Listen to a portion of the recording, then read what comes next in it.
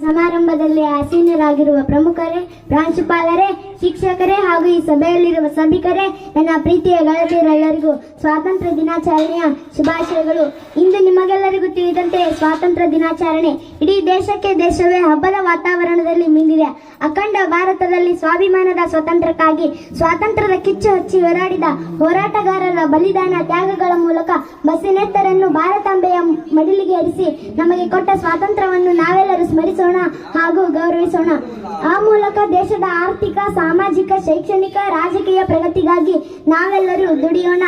ದೇಶದ ಪ್ರಜಾಸತ್ತಾತ್ಮಕ ಪ್ರಜಾಪ್ರಭುತ್ವ ವ್ಯವಸ್ಥೆಯನ್ನೊಳಗೊಂಡ ಬೇರೆ ಬೇರೆ ಧರ್ಮ, ಜಾತಿ, ಭಾಷೆ, ವಿಭಿನ್ನ ಆಚಾರ ವಿಚಾರಗಳು, ಸಾಂಸ್ಕೃತಿಕ ಸಂಪ್ರದಾಯ ಇದ್ದರೂ ವಿಭಿನ್ನತೆಯಲ್ಲಿ ಏಕತೆಯನ್ನು ತರುವ ಭಾರತೀಯರಿಗೆ ನಮ್ಮ ದೇಶವೊಂದು ಸ್ವರ್ಗವೂ ಇದ್ದ ಹಾಗೆ. ಭಾರತೀಯರು ತಲೆ ಎತ್ತಿ ಎದೆ ತಟ್ಟಿ ಗೌರವಿಸುತ್ತಾ ಆಚರಿಸುವ ಹಬ್ಬವೇ ಆಗಸ್ಟ್ 15ರ ಸ್ವಾತಂತ್ರ್ಯೋತ್ಸವ. ಆದರೆ ಸ್ವಾತಂತ್ರ್ಯ ಎಂಬುದು ಒಂದು ದಿನದ ತೋರ್ಪಡಿಕೆಯ ಕಾರ್ಯಕ್ರಮವಾಗಬಾರದು.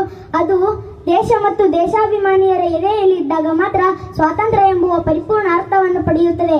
ದೇಶದ ಸರ್ವತೋಮುಖ ಬೆಳವಣಿಗೆಯಲ್ಲಿ ದೇಶದ ಪ್ರತಿಯೊಬ್ಬ ಪ್ರಜೆಯಲ್ಲಿ ಪಾಲುಗಾರಿಕೆ ಮುಖ್ಯ ಪಾತ್ರ ವಹಿಸುತ್ತದೆ.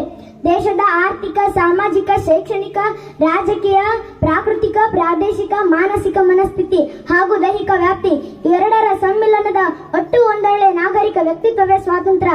ನಾವು ಕೂಡ ನಾಳೆಗಾಗಿ ಕೈ ಜೋಡಿಸೋಣ ಎಂದು ಹೇಳುತ್ತಾ ಮತ್ತೊಮ್ಮೆ ನಿಮಗೆಲ್ಲರಿಗೂ ಸ್ವಾತಂತ್ರ್ಯ ದಿನಾಚರಣೆಯ ಶುಭಾಶಯಗಳನ್ನು ಕೋರಿ ನನ್ನ ಮಾತಿಗೆ ವಿರಾಮ ನೀಡುತ್ತೇನೆ. ಜೈ ಹಿಂದ್, ಜೈ ಭಾರತ್.